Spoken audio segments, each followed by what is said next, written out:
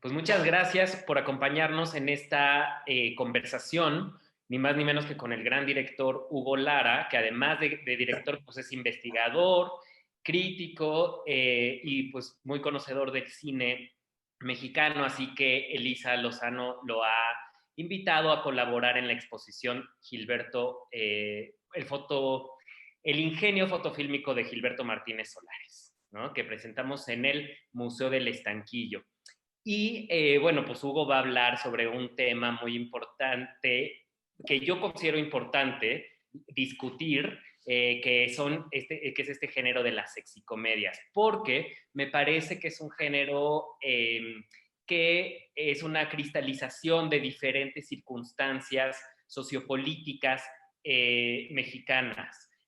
Pero, como nos va a mencionar, nos va a contar Hugo, pues no es exclusivo de México tampoco este género, ¿no? Entonces, bueno, Gilberto Martínez Solares, que nunca dejará de sorprendernos, pues también incursionó en este género con mucho éxito, sobre todo económico, y un gran éxito también en cuestión de audiencia, de público. Y bueno, pues entre las cosas también interesantes de estas películas de Martínez Solares, pues es la conjunción de grandes actores que tienen pues, buenísimo oficio.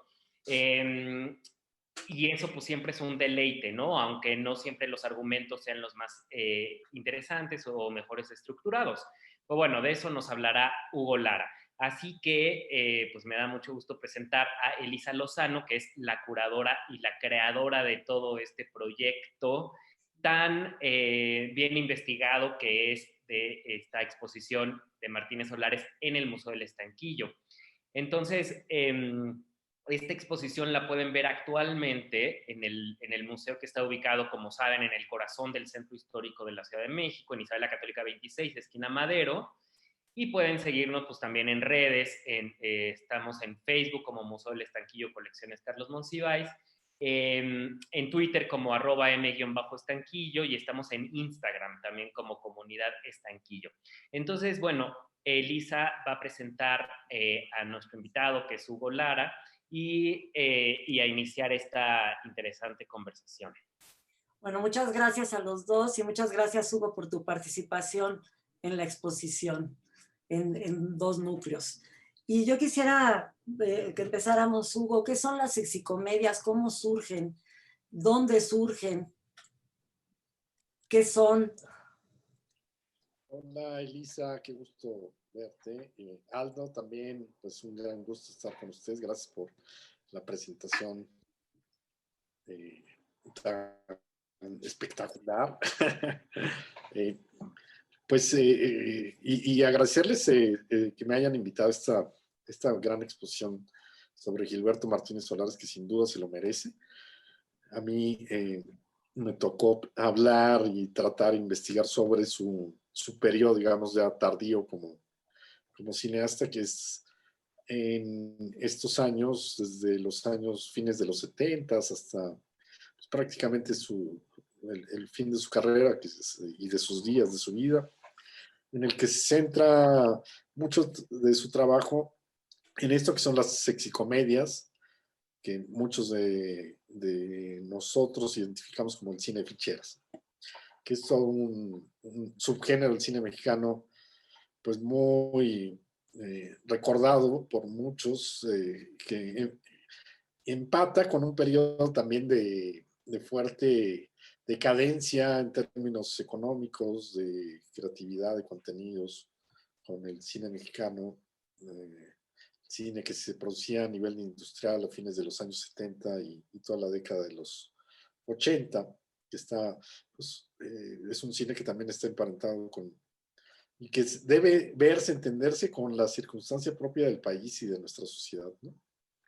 Y efectivamente las sexicomedias pues tienen como una serie de antecedentes que hay que tomar en cuenta. Son estas comedias, o surge, ¿no? El concepto de sexicomedias desde antes de los años 70. Estamos sobre todo hablando de los años 60, una década antes, un género que proviene, que se alimenta abreva del cine italiano, sobre todo, ¿no? Estas comedias que se hacen en Italia, que tienen como una gran popularidad que de lo erótico, ¿no? Un condimento algo picante que nos va a contar una historia donde aparecen este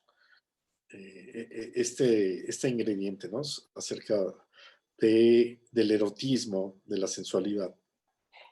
Son comedias que en principio no tienen esta cara que después en cada cinematografía, porque no solo la mexicana se apropia de ese subgénero italiano, ¿no? Sino de otras cinematografías, pero cada una lo hace a su estilo y dentro de sus propias características e idiosincrasias, ¿no? En el cine mexicano, los primeros que lo incorporan así como tal, las sexicomedias, son esas comedias que también se filman en los años 60 en México y que hacen cineastas como el mismo Gilberto Martínez Solares y otros directores que empiezan a abordar, ¿no? Un poco en el tono de la comedia italiana, ¿no?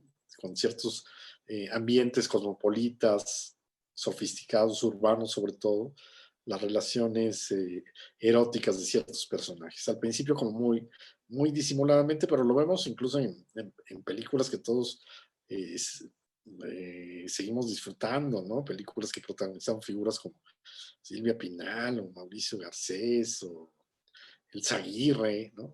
Una serie de estrellas del cine mexicano todavía que estaban en activo muy importantes de ese momento. Y como sucede en el resto del mundo, pues la censura también se va relajando conforme pasan los años. Y eso va generando pues distorsiones de lo que en origen era la sexicomedia, la italiana, ¿no? Y en México, pues surge esta vertiente que es muy importante, que es el cine de ficheras, y a partir de ahí se revoluciona, digamos, ¿no?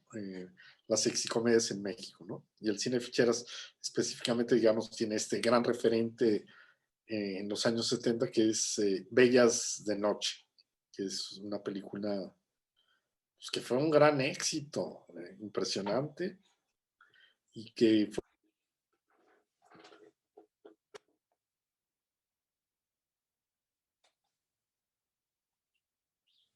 Chicos, chicos, chicos, chicos, chicos, chicos.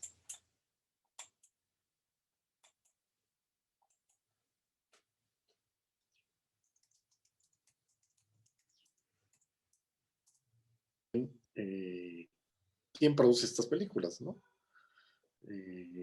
Los productores son los mismos que empiezan desde años atrás a hacer ya a trabajar en el cine que tiene este ingrediente erótico, ¿no? Las primeras películas con desnudos son estos mismos productores que llegan y producen eh, Bellas de Noche. Y Hugo, luego, pues, perdón, don Gilberto empieza a hacer estas películas a raíz de que funda con el ingeniero Soberón y con su hijo Adolfo Frontera Films.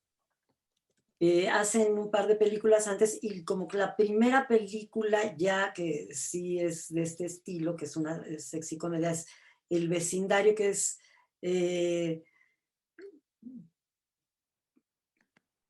pues una película que tiene mucho éxito, ¿no? Tiene mucho éxito de público, mucho éxito de taquilla, y donde tiene como actor a Alfonso Sayas y a Tuntún y otros actores con los que él acostumbraba a trabajar desde décadas antes. Eh, ¿A qué se debe este éxito inusitado? sí, bueno, ciertamente el cine las producciones que hace Frontera Films, las películas que en este subgénero dirige Gilberto Martínez Solares, pues hablaban un poco también de la propia historia del cine mexicano, de la propia historia de don Gilberto, hasta parecía natural. O sea, son personajes que aparecen en estas películas, en estas sexicomedias, que, como en el cine de la época de oro, es gente de oficios, muchos de ellos, ¿no? O la mayoría.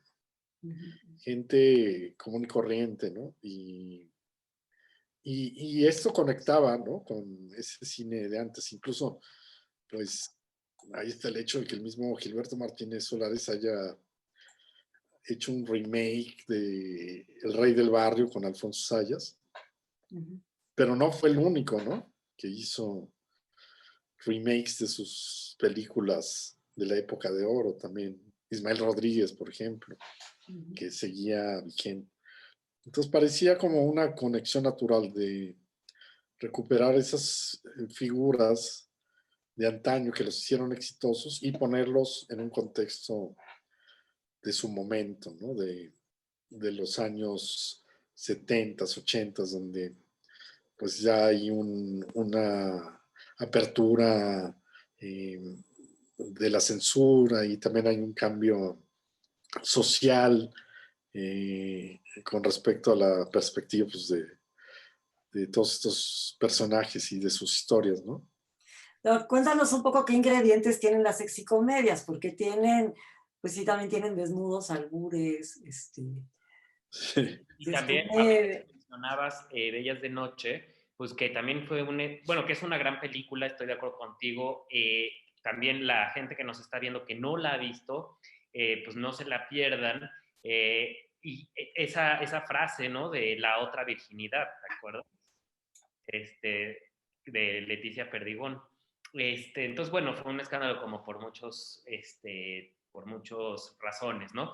Pero eh, justo lo que dice Elisa, o sea, ¿cuáles son los ingredientes? Y yo también añadiría esa pregunta, si lo podemos considerar una película que inaugure y que cierre esa época o ese género. No sé si sea una gran película, más bien yo creo que no lo es, pero sí es una película de referencia muy importante en la historia del cine, por lo que significa, ¿no? En términos de la apertura de un subgénero que se vuelve recurrente y que hace funcionar en buena medida la industria del cine mexicano en los siguientes años, ¿no? En términos, digamos, de cine, de creatividad, de arte, pues deja mucho que desear, ¿no? Pero sí abre un camino para el cine industrial y para los productores que dura muchos años, toda la década siguiente, los años 80. Estamos hablando de una película de 1975, ¿no? Y que pues, se explota esa fórmula por 15 años más, ¿no? Por lo menos. Después continúa todavía, incluso a nivel del videojuego. Pero en términos de lo que significaba hacer esas películas, pues permite que una industria y sus productores logren sobrevivir, no solo sobrevivir, sino hacerse ricos y mantener una industria activa y pujante en esos años, que hay que observar que son años muy difíciles para el país, sobre todo los años 80, que es una década agobiada socialmente por las crisis económicas y políticas.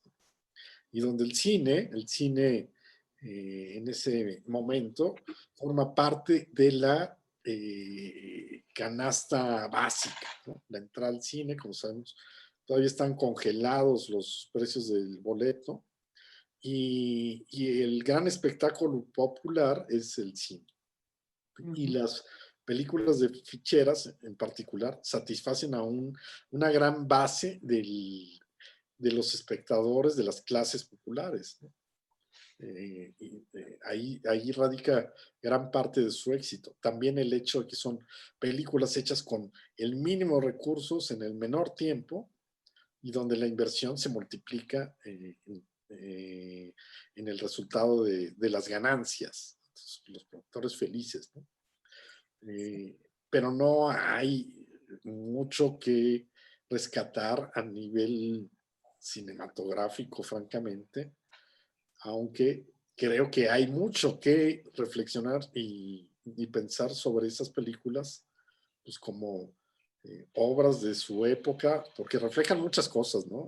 Muchas cosas de lo que estaba en el pasado, estaban sucediendo en el pasado, de la propia idiosincrasia mexicana, que bueno, ahora muchas de esas películas, si las pusiéramos ahora, pues serían objeto de grandes polémicas en términos de su perspectiva de género. machista, ¿no? Sí, sí, sí. Misógina, ¿no? No Sí. sé, o sea, sí, sí, Homofóbica también. sí, sí, Sí. Oye, pero fíjate que ahorita, justo pensando en El ratero de la vecindad, que es el remake del Rey del Barrio, que se anunciaba como para toda la familia, es impresionante, pero además estuvo 56 semanas en cartelera. sí, no. 56 semanas en cartelera. Era impresionante, ¿no? Es impresionante, impresionante. Volvemos a esto que sí, don Gilberto sí, algo que sabía hacer era conectar con el público. Es una cosa, pues, Bueno, creo que pocos directores lograron esto. sí, y también, pues, contribuían en buena medida sus actores, ¿no? Había figuras que, pues sí hay que decirlo, ¿no? Que eran sumamente populares eh, y que llenaban las salas. Estos cómicos que aparecen en las películas, que muchos de ellos pues, sí tenían como ese no natural, traían la tradición de sus familias, de la carpa, la simpatía, el carisma, ¿no? Está el Como caso Sayas, perdón, como Sayas de y Alfonso Sayas, sin duda, que era, además, el actor con el que don Gilberto Martínez Solares trabajó recurrentemente. Y Alfonso Sayas, pues llegó a hacer películas que superaban en taquilla a muchas producciones de Hollywood, ¿no? Incluso se hablaba que llegó a superar a Rocky, ¿no? En alguna de sus entregas y estaba pues, por encima de Rocky, El Vecindario 2, por ejemplo, ¿no? bueno, tú das en el artículo que hiciste para el libro de don Gilberto, lo voy a leer porque las cifras son impresionantes. Tres Mexicanos Ardientes, que es de don Gilberto, ocupó el segundo sitio de los filmes mexicanos más taquilleros, exhibida en 54 salas con una asistencia de 775,000 espectadores, cuando la cinta internacional más taquillera, que fue La Bamba, alcanzó 1,120,000. Y después otra película de don Gilberto también, Los Verduleros 2, está por encima de Superman 4, por ejemplo. Sí, sí, tremendo. Era Porque tremendo. como tú dices, sí tenía actores que eran muy efectivos en comedia, ¿no? Muy carismáticos.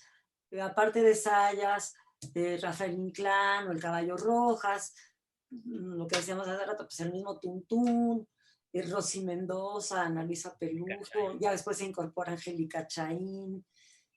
Pero lo que me impresiona es que primero eran como para toda la familia y después fueron subiendo de tono, ¿no? Sí, sí. Y otra cosa que es de llamar la atención es que, bueno, por las propias condiciones de la industria, del entorno económico, de cómo funcionaban las salas de exhibición, porque hay que poner atención en eso. Las salas estaban en manos bueno, una buena parte en manos del Estado, de esta operadora que era COTSA, ¿no? La compañía operadora de teatros, que estaba obligada a exhibir 30% de películas mexicanas donde podían entrar, bueno, pues todas estas producciones. Pero al mismo tiempo eran salas que estaban abiertas a la base popular.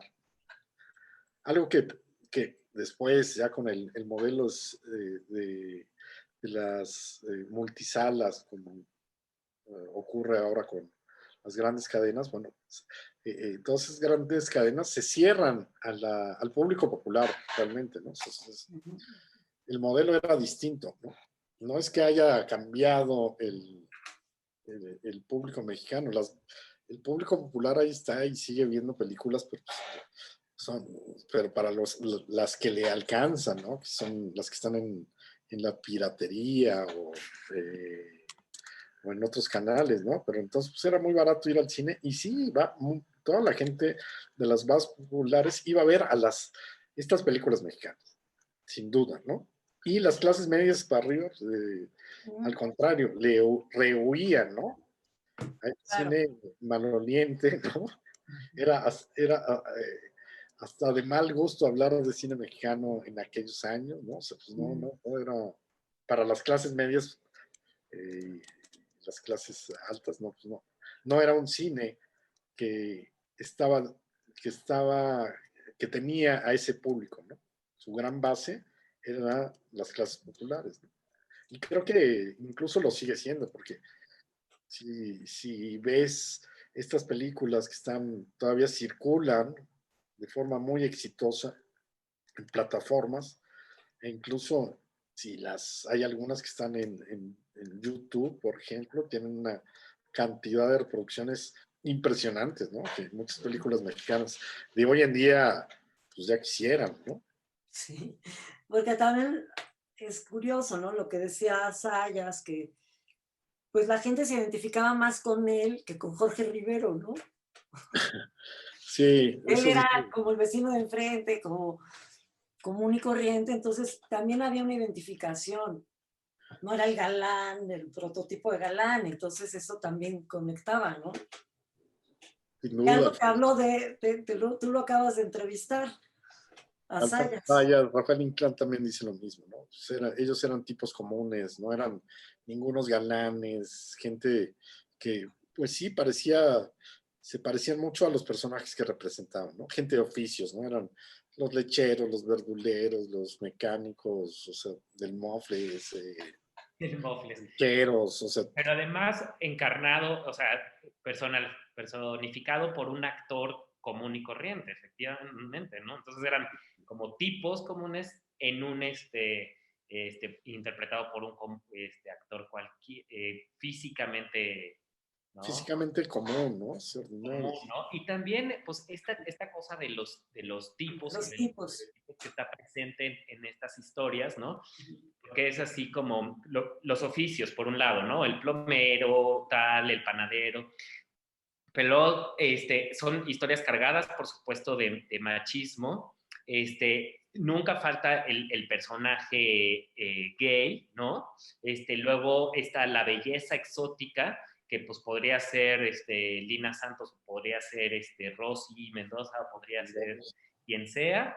Y entonces, bueno, digamos, totalmente lo que ahora sería totalmente incorrecto, ¿no?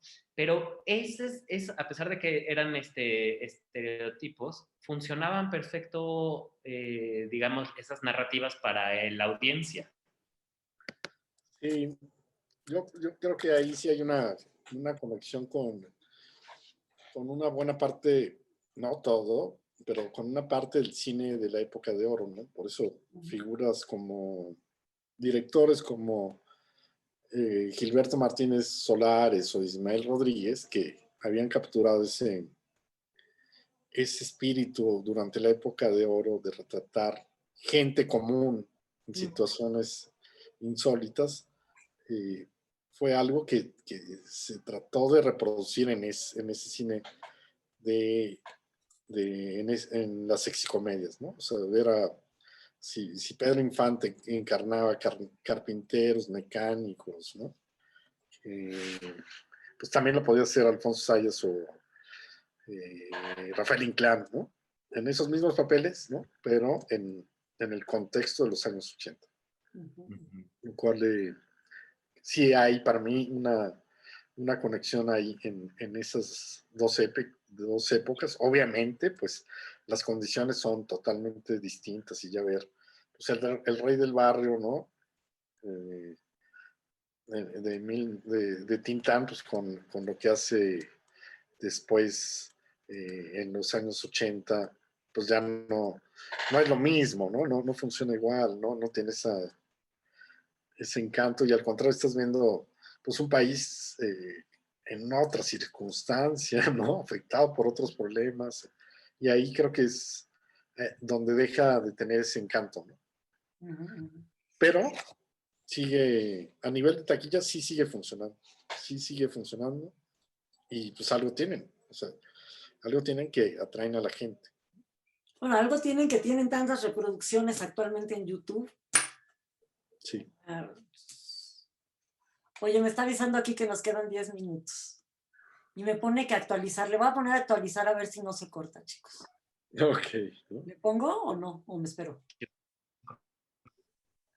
O bueno, nos seguimos. Creo que, ¿qué pasa? No sé, ¿se cortará? No sé, es que me pone a actualizar, pero no sé si le pongo a actualizar si me saca. ¿Esto lo van a editar después? Sí. Muy poco, pero sí. Yo digo que sí Bueno, son 8 buenos minutos. las debemos editar poniéndoles imagen. Ah, también, claro. Porque si no, así nosotros acá es un poco aburridillo. La cara. No, Ok. ¿qué Yo más? te ¿Qué quería más? preguntar algo.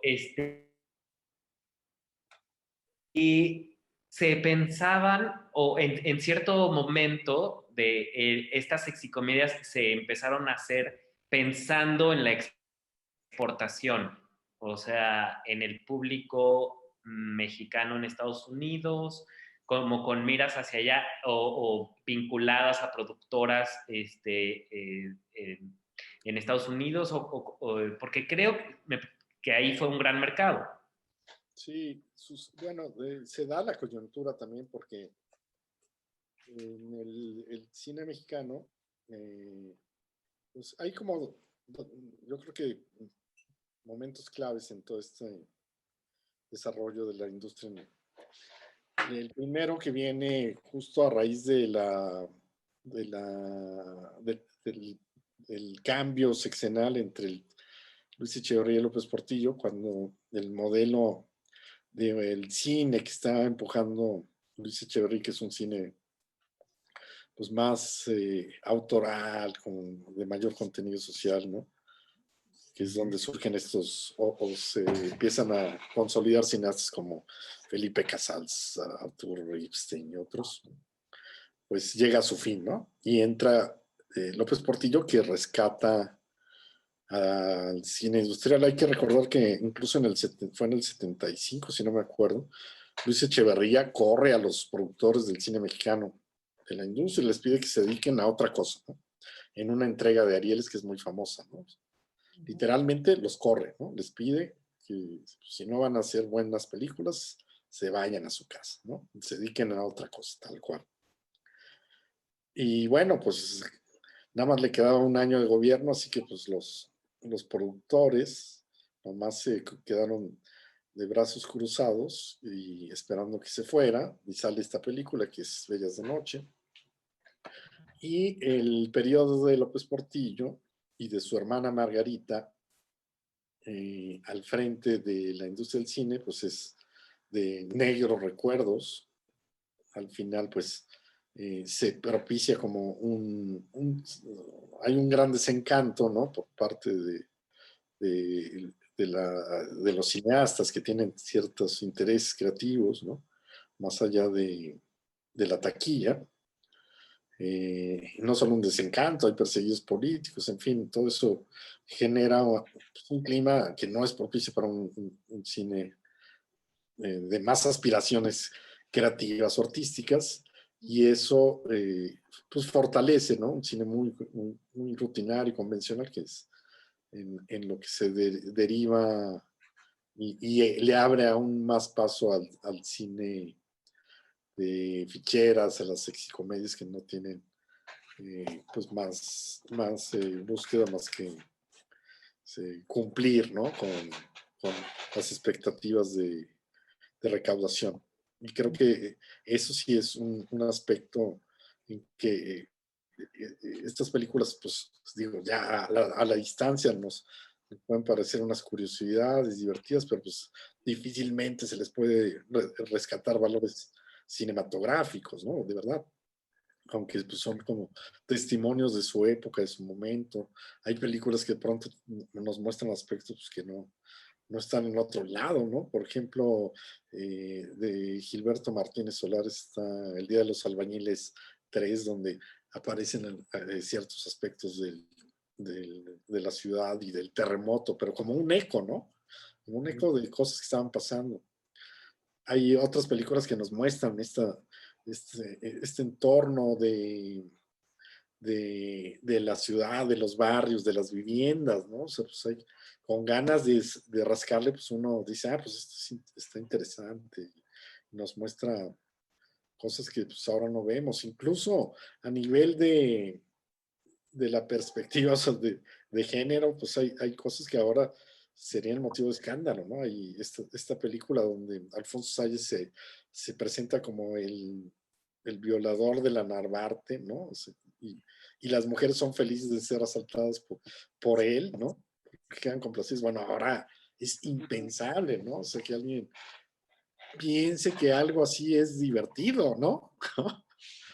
O sea, y en ese sentido, pues creo que lo rescatable es reflexionar, ¿no? O sea, ¿qué país somos ahora? ¿De dónde venimos? ¿Cómo es que, estas películas se proyectaban en grande, ¿no? Con chistes de ese tipo, ¿no? Y no pasaba nada, ¿no? No había mayor escándalo. Es también un poco lo que yo pienso de todas estas películas de narcos que también se hacían en los años 70, 80, ¿no?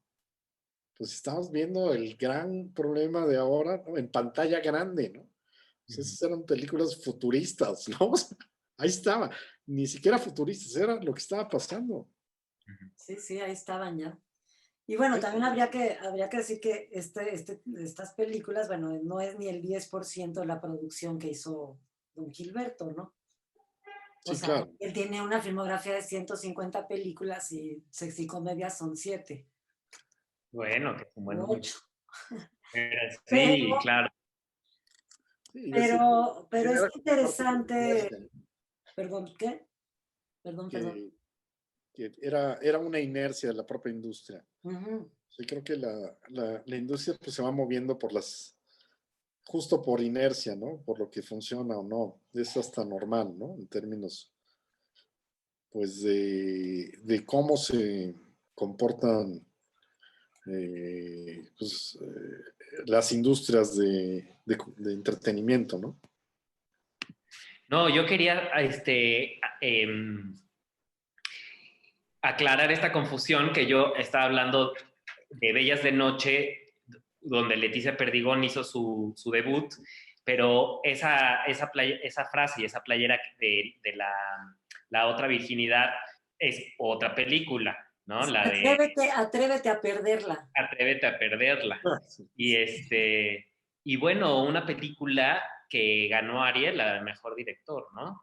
De Juan Manuel Torres. Sí, bueno, ese es un peliculón y además no tiene nada que ver porque es así, justo es otra visión de la sexualidad, de las mujeres, es diametralmente opuesto.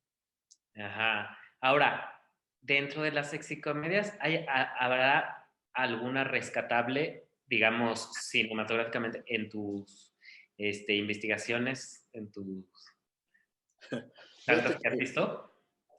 bueno, vi las películas que hizo Gilberto Martínez Solares y para la Cineteca también estuve viendo una buena cantidad porque reseñamos todas las películas de la década, ¿no? En esta continuación un poco de la historia documental del cine mexicano, que ahora se llama Memoria Fílmica. Hicimos todas las reseñas de la época y pues es uno de los géneros más prolíficos, junto con el de Narcos, el de Estrellas que cantan, ¿no? Y todavía no, no veo una que No has dijera, dado bueno, con una. esta, sí, no. La que más me gusta es Bellas de Noche, pero la de María José Cuevas, ¿no? Creo que, creo que es un gran documental Ujú. y aparte pues pone en perspectiva, ¿no? A estas actrices que participaron, ¿no? Sí creo que es un subgénero del que vale la pena reflexionar, sin duda, Definitivamente. ¿no? Que sí da material, ¿no? Para pensar, para ver, ¿no? En las políticas del Estado, ¿no? Y En del la país situación mismo, ¿no? económica. Sí, yo creo que hay una gran conexión entre ese tipo de películas con lo que estaba pasando en el país, con lo que era el régimen del PRI de esos años, ¿no? Que estaba cayendo con el gobierno de López Portillo, de Miguel de la Madrid, las crisis económicas, ¿no? Que eran una tras otra y que decían que el peso iba cayendo, cayendo, cayendo. Un día costaba nada y al día siguiente costaba mucho, mucho menos, ¿no? Era increíble. Y el terremoto y las huelgas en la UNAM y Sí, todo eso, o sea, no están en esas películas, pero esas películas hablan de una gran sensación de un país que está en zozobra para mí, ¿no? Que está en zozobra social, y económica, política. Y eso creo que sí, sí, sí hay cosas que comentar, ¿no? En ese sentido, dentro de la producción Ujú. mexicana, cosas de las que pues, en investigaciones se pueden rescatar y saber pues qué estaba pasando en el país, ¿no? ¿Por qué estábamos produciendo esas películas, ¿no? Y qué tenía que ver con el modelo de sociedad, ¿no? Que estaba vigente en esos momentos, ¿no? Ujú. sí, así es. Y en tu texto haces una cita de Monsiváis, donde Monsiváis dice, habla sobre los hallazgos lexicológicos, ¿no? Entonces, es una competencia de los albures, también muy interesante en los personajes, y esa reflexión, o sea, que nos invita a reflexionar acerca del albur, ¿no? De este doble sentido que es absolutamente falocéntrico, ¿no? Totalmente. Ujú. Bueno, eso sería uno de los aspectos a rescatar. Que al final, todo está, por ejemplo, el lenguaje de la calle, sí, se llega a las pantallas tal cual, ¿no? Con toda su vulgaridad, lo que quieras, pero ahí está, ¿no? Y sí, hay toda esta, como este caudal, ¿no? Del léxico popular de las calles que ahí está tal cual, ¿no? Hay toda una investigación, reflexiones sobre los albures, pero pues creo que nada más claro y evidente que las películas, las sexicomedias de los años 80, ¿no? Que lo ponen en evidencias y se vuelven un material, te digo, pues, étnico, sociológico, antropológico, pues digno de estudio, ¿no? Ujú. Empezando por los títulos, que muchos Sí, serán ya un albur en sí mismo, ¿no? y entre más rebuscado era, bueno, no, entre más alburero, ¿no? Que no es que fueran rebuscados, mejor, ¿no? Pero pues así está, no sé. Sí, o sea, esta noche cena Pancho por que entre los más lights, pero y Ah, los carteles, ¿no? O sea, la publicidad, que eran, por alguna razón, todas y todos aparecían en mini bikini, mini tanga, o sea, la playa, ¿no? Oye, en De efecto, de los fondo. títulos tengo ahí algunos, por ejemplo, el agarra todo. Chaparro se mete en todo. Lo que dure, no se apure. Bueno, otros había que eran muy lights, ¿no? Bueno, obviamente los albureros, la buena mala golfa. la que quiera azul celeste que se acueste. Sí, sí, ¿no? Eran Psicólogas por delante, loquitas por detrás. Las sí, computadoras. las computadoras. Sí. En Sí, fin, hay todo o sea, sí da para un texto por lo menos, ¿no? Todos los títulos albureros de esa época, ¿no? exactamente. Y los estereotipos, ¿no? Que retratan, ya hablabas de la caricatura del gay, que no podía faltar, el caballo rojas hizo cualquier cantidad, el de los machos, ¿no? Un macho en el salón de belleza, un macho chistoso, que sí. Eso porque, claro, o sea, el gay estilista, ¿no? Mm, Sí, sí, sí.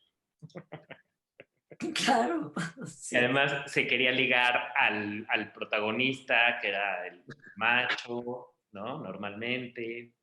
Sí, Entonces, eh, parece que, no, curiosamente no se desgastaban para el público estas historias que se repetían una y otra vez. sí, no era muy exigente el público tampoco. Exacto. Pues no sé si Elisa quieres Así yo bien calladita. este, ¿cómo se llama? Cerrar la conversación. No, pues nada más agradecerte, Hugo, te digo, tu participación y que hayas sumado todo tu conocimiento y hayas hecho este análisis profundo de la situación sociopolítica, económica del país para poder entender bien en el contexto en el que se dieron este tipo de cine y por qué se dio y por qué tuvo tanto éxito. Nada más agradecerte y a ti, Aldo, pues también todo el apoyo del estanquillo tuyo, de Noki, de todo el equipo. ¿No? Muchas gracias. Muchas gracias, Elisa, y muchas gracias, Aldo. Nos estaremos viendo en la exposición y bueno, pues eso, invitar al público a que venga a ver el resultado de esta investigación de años que le ha dedicado Elisa Lozano a este director tan prolífico y tan único que es Martínez Solares, ¿no? Que como dije, o sea, lo interesante es que no solamente incursionó en diferentes géneros, sino que lo exitoso que fue en cada uno, ¿no? Y las sexicomedias, pues no es la excepción. Así es, así Sí, es. completamente. Y además se van a divertir mucho en la exposición porque tiene para todos los gustos. Sí, vale mucho la pena. Pues muchas gracias. Gracias, Gracias y chicos. nos vemos pronto. Chao. Bye.